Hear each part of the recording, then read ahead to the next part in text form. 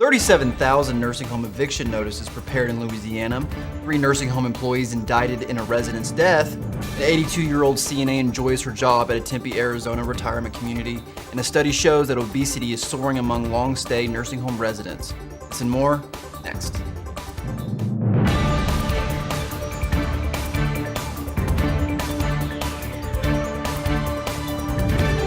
You're watching LTC News with Dane Henning. Welcome to CNA TV Long-Term Care News. I'm Dane Henning. Today is Friday, May 11th, 2018. Louisiana's Department of Health is preparing to send eviction notices to about 37,000 nursing home and other long-term care residents who could lose Medicaid coverage under the current budget, McKnight's Long-Term Care News reported earlier this week. Bob Johannesson, a spokesman for the Department of Health, told the News Star that the goal of the eviction notices is to notify anyone who could be affected as soon as possible.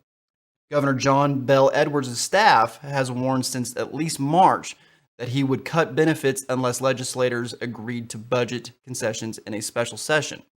He plans to hold a press conference on Thursday, the same day notices are set to be mailed.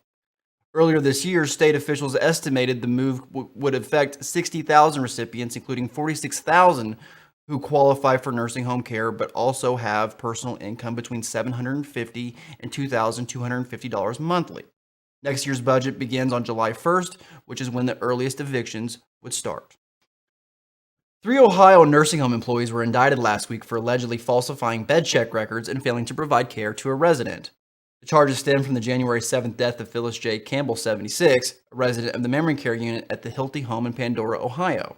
According to the Lehman News, Campbell wandered through a propped open door in the dining room and out to the courtyard.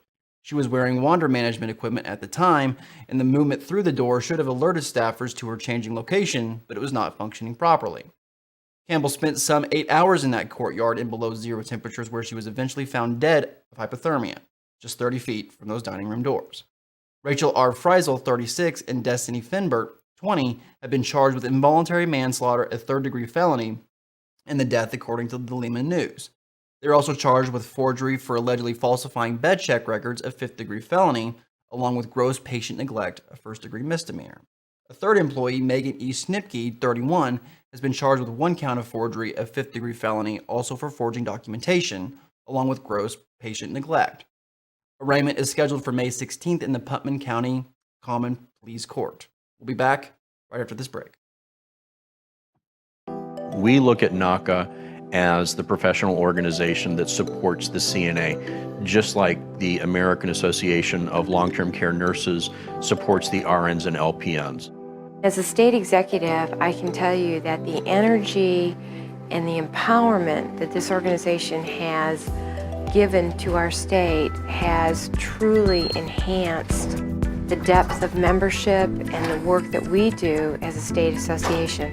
I am very, very proud of our connection and our partnership with the National Association of Healthcare Assistants. For more information, visit us online at nacacna.org or call 417-623-6049.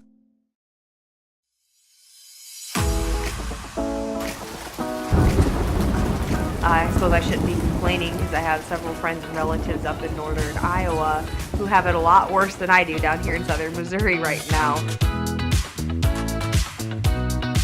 The past can hurt. You can either run from it or you can learn from it.